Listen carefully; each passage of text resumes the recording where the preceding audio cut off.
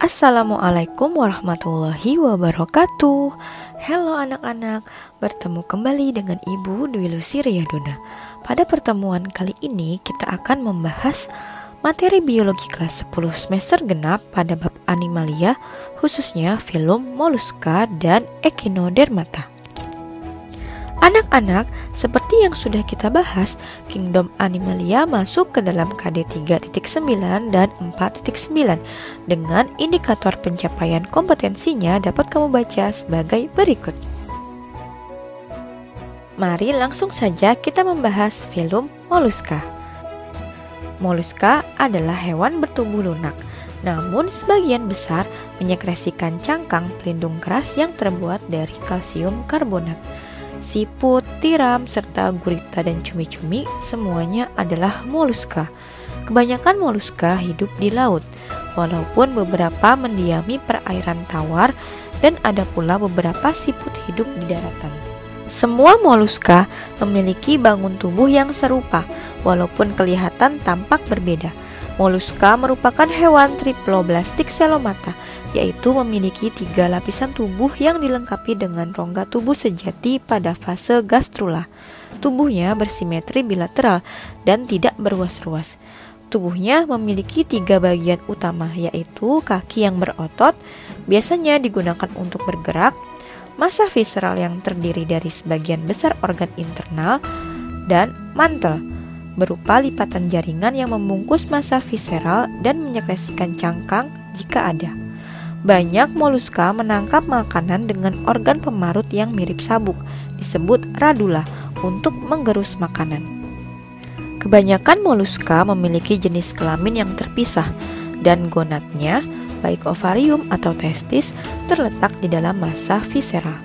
Akan tetapi, banyak siput merupakan hermaprodit. Pada pertemuan kali ini, kita akan membahas 5 kelas dalam filum moluska, antara lain Amphineura, Scapopoda, Cephalopoda, Bivalvia, dan Gastropoda.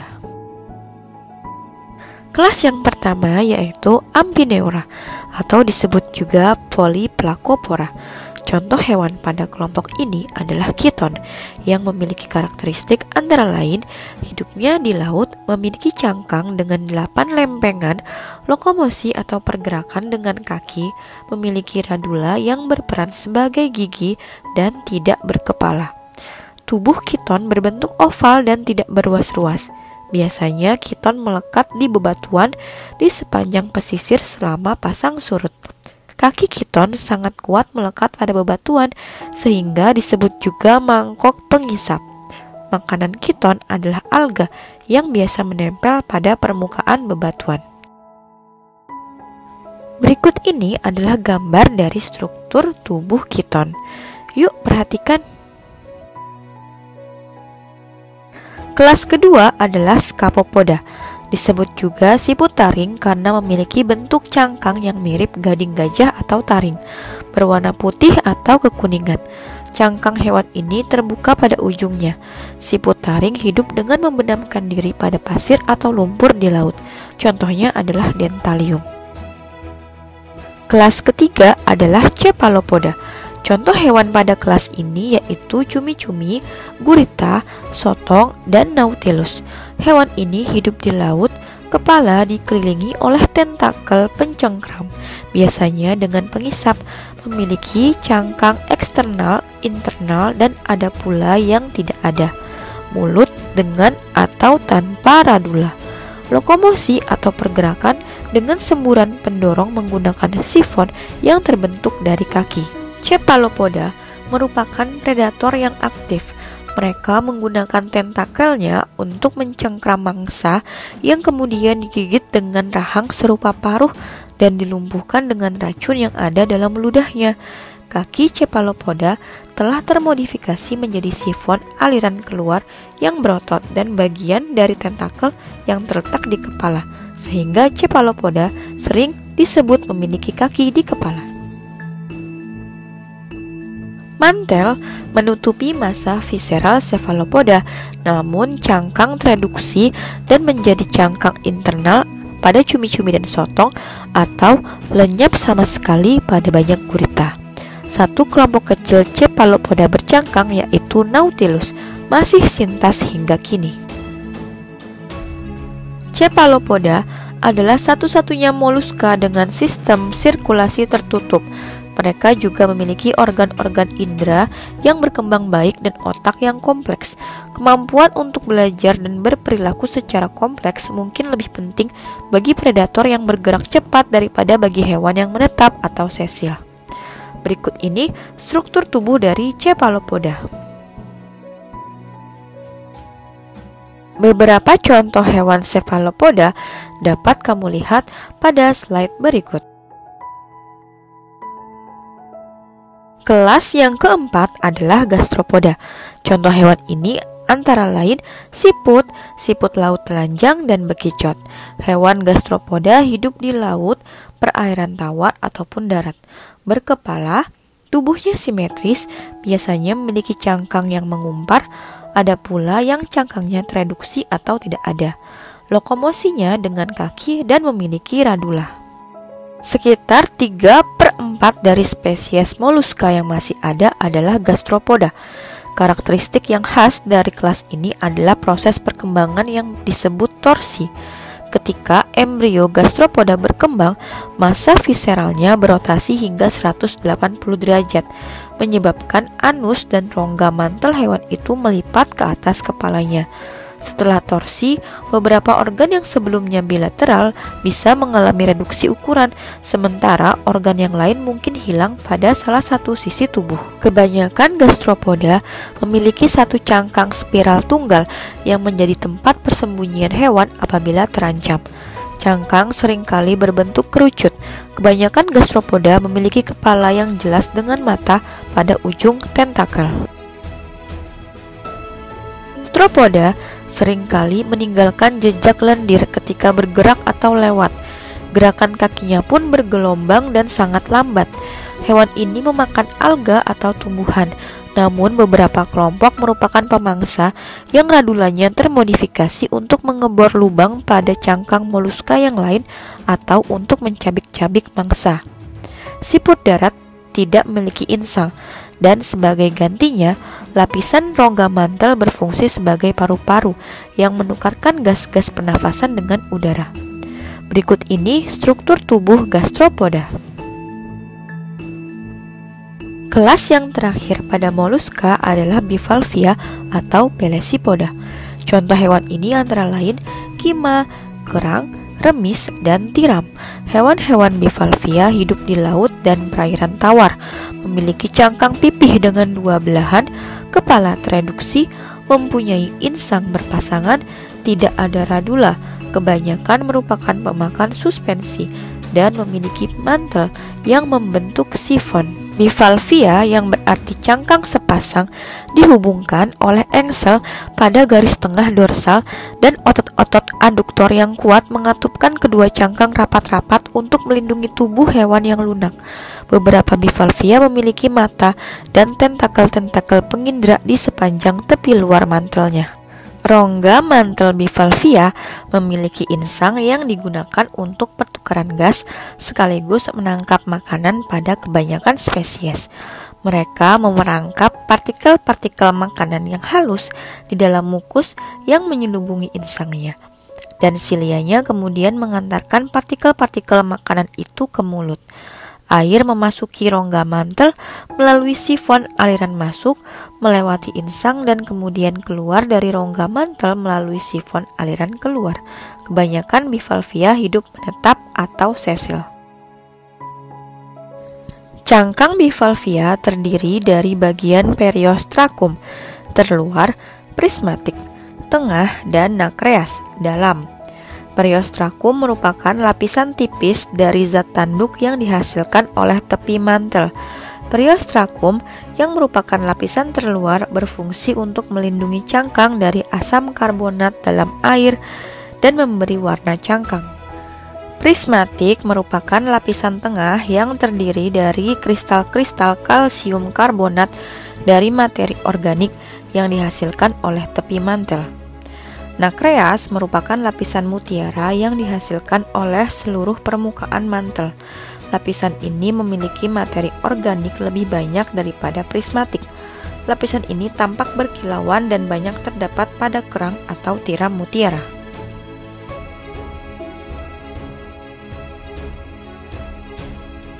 Pembentukan mutiara terjadi karena adanya aktivitas cangkang.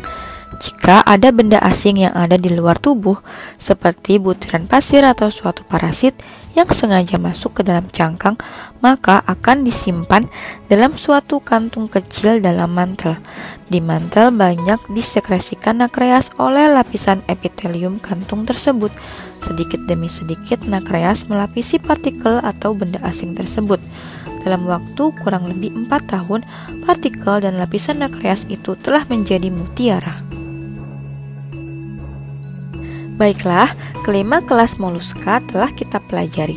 Berikut ini beberapa contoh hewan moluska yang telah kita pelajari bersama. Peranan moluska yang menguntungkan yaitu dapat dijadikan sumber protein hewani dan juga penghasil mutiara. Ada pula peran yang merugikan dari moluska antara lain siput air tawar sebagai inang perantara cacing hati, juga bekicot dan keong sawah yang dapat menjadi hama tanaman budidaya. Baiklah anak-anak, sekarang kita lanjutkan pembahasan ke filum berikutnya, yaitu Echinodermata. Berikut ini contoh hewan-hewan dalam filum Echinodermata, yaitu bintang laut, bintang ular, bulu babi, dan lain-lain. Echinodermata itu sendiri berasal dari kata Yunani echios yang artinya duri dan derma yang artinya kulit. Sebagian besar Echinodermata merupakan hewan yang berduri. Hewan ini bergerak lamban dan sesil atau menetap. Semua Echinodermata hidup di pantai hingga dasar laut. Echinodermata hidup bebas atau bersimbiosis komensalisme. Ia juga merupakan karnivor. Ciri-ciri Echinodermata antara lain habitatnya di laut, makanannya berupa organisme-organisme yang lebih kecil atau sisa organisme yang telah mati, tubuh tidak bersegmen atau beruas, memiliki simetri tubuh bilateral ketika larva dan radial ketika dewasa, tidak berkepala maupun otak. Epidermis hewan ini tipis melapisi endoskeleton lempengan kapur yang keras. Sebagian besar Echinodermata berkulit tajam karena tonjolan rangka dan duri.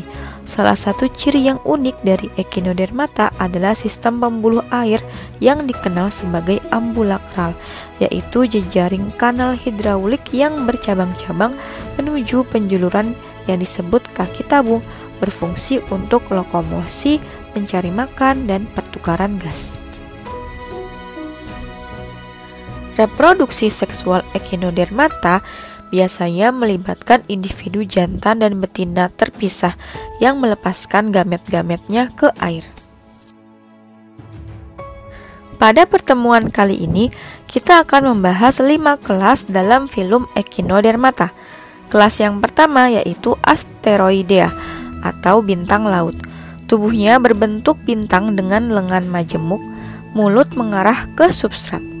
Bintang laut melekat erat-erat ke bebatuan atau merayap perlahan-lahan bersamaan dengan kaki tabungnya yang menjulur, mencengkram, melepaskan, menjulur, dan mencengkram lagi.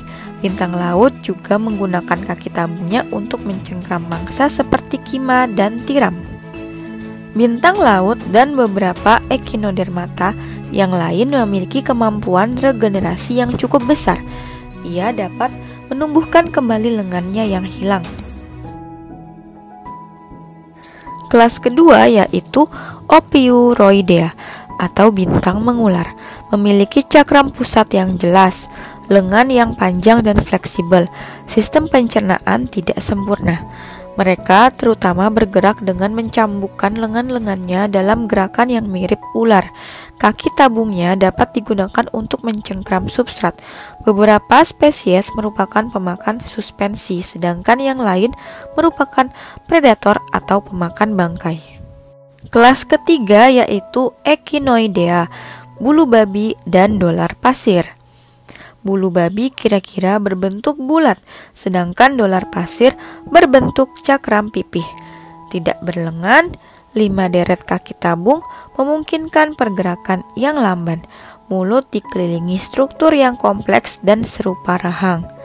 Bulu babi memiliki otot-otot yang memutar duri-durinya yang panjang, membantu lokomosi dan memberikan perlindungan. Makanan hewan ini adalah rumput laut. Kelas keempat yaitu Holoturoidea atau teripang. Tubuhnya berbentuk ketimun, memiliki 5 deret kaki tabung, dan kaki tabung di sekitar mulut termodifikasi menjadi tentakel untuk menangkap makanan. Rangkanya tereduksi serta berbeda dengan Echinodermata yang lain. Hewan ini tidak berduri. Tubuhnya juga memanjang pada sumbu oral aboral sehingga bentuknya sesuai dengan namanya.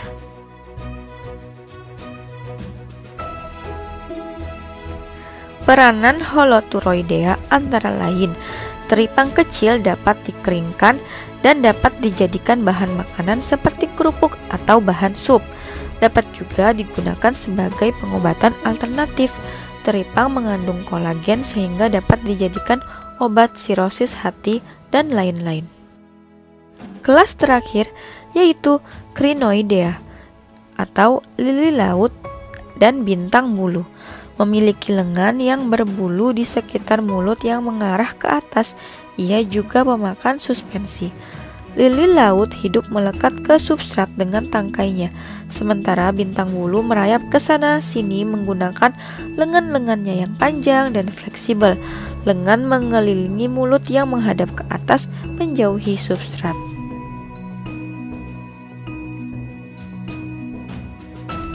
Baiklah anak-anak, materi pada pertemuan kali ini sudah selesai. Terima kasih untuk anak-anak ibu yang sudah menyimak materi ini dengan baik. Semoga apa yang sudah kita pelajari dapat bermanfaat bagi kita semua. Amin ya robbal alamin. Sampai bertemu insya Allah pada pembahasan materi animalia berikutnya. Tetap jaga kesehatan dan semangat belajar ya. Wassalamualaikum warahmatullahi wabarakatuh.